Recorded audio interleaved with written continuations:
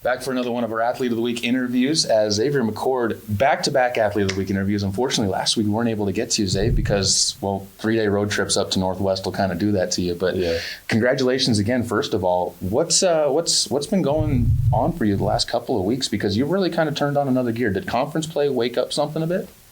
I think definitely. I think that for me personally, I knew kind of like what was at stake. And I think like just me personally, I'm always like the type of guy that, I like those big pressured games. I like in conference for us is all of the teams in our conference are great teams, I think personally. So I think for me, I was coming with a strong mindset that if we're playing a good team, I got to really, be a leader and step up to that plate. Talk a little bit, too, about certain teams, because Western Wyoming, there's a little bit of a rivalry between Western Wyoming and you guys. I mean, it's the I-80 kind of stretch that gets there. And that 48-point performance, we haven't had a chance to really talk about that. I won't even talk about necessarily how you played, but the support that you got when you were going for that. I mean, Eric, who you were chasing on that record, ended up tweeting and saying that he wanted you to pass the record. Yeah. Nolan from last year's getting out there. Tons of people reaching out to you. What did that mean to you when you saw that type of excitement about you pushing for that record? I think it's great. I think that all those guys, those are my brothers. So, I mean, their support, it just means a lot. But I think that really just them staying in touch and even just watching the game means a lot. And, I mean, the 48 points, I really didn't even know I had that many. I was just, scoring at, doing what I had to do personally. I mean, they didn't have the points up during the game, so I had no clue. But I think that maybe if they did have the points up, probably would have gotten it. But I don't know. It's just great, though, to see that those guys supporting and even them doing their own thing. And I try my best to support them as well. So definitely talks about the family that's kind of building here. And on that note, I want to talk about you as kind of being one of the, as the elder statesman, as kind of older brother type of status for you. Where do you see yourself as a leader on this team? How do you kind of lead for this team?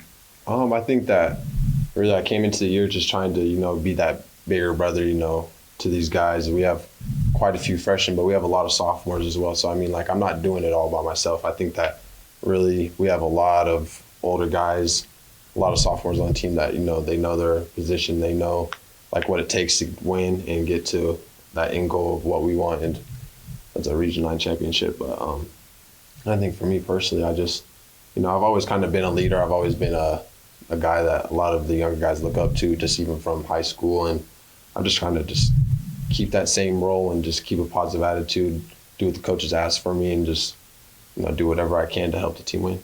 When you see that confidence starting to build in guys, do you get kind of that older brother sense of pride, like when Ben Hageman comes away with a big game and career highs, or Jordan puts up big nights, or even if you look down in the post what Raymond's been able to do in his improvements, does that give you that sense of pride beyond man, these are my dudes? Exactly. I think that really, for me personally, just even growing up always in high school, I think that the biggest thing for me is I just like to see people win, do great things, especially when it's my teammates and even guys like Ben, even specifically I was playing against him in high school. So just to see him do great things and just kind of step up to the plate and just do what he's been always capable to do, I think it's just great, and it just makes me happy to see.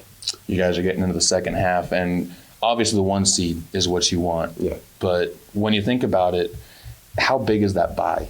What getting either the 1 or the 2 and not having to play that opening weekend of the region championships? I think that bye is really big, and those 3 games, you play a game each day, and having that bye just to save you that one game, just save you those legs and extra minutes, I think is huge for players. And just as many games as you don't want to play, I think just, so having that one game that you don't have to play is huge for guys. This week has kind of turned into another one of those jumbled kind of surprise weeks with how busy it ended up getting, with Western Nebraska being moved in and then Casper being moved in. Is this a blessing in disguise, though, of having to play 3 games so close together to get you ready for what you just mentioned in that region tournament? Definitely. I think Western Nebraska was a good team for us to play, especially before a big game with Casper on Wednesday, and then obviously a big game on Saturday too. All the games from here on out are just big games in general, but I think just to test us mentally and physically, more importantly, I think that it'll be a good test for us, and I think we'll be all right. Got to touch on kind of that balance as a student athlete. When you get into this time of the season, when the games do mean a little bit more, and you really do have to put a little bit more emphasis onto the athletic side of things, how do you keep that balance going in the classroom and make sure that you're not slipping on another side? I think that really just with the great staff and community here at LCCC. They do a great job with the teachers and everything. They kind of understand kind of like what the athletes go through. So, a little bit more help on, more questions, just being a little bit more lenient with us. And I think that really, obviously you got to dig down deep in the classroom. That comes on first, but just taking care of your body as an athlete, getting the medical help that you need or anything, and just being smart after games, icing, drinking a lot of water, I think is really important for us as well. How much of that falls on you guys too, and how much of that personal responsibility do you grow into and, again, try to pass on to some of the younger kids coming in? I think it's huge, especially at this level here at JUCO. It's not really managed as like where you go to a Division I school where they kind of like force it upon you.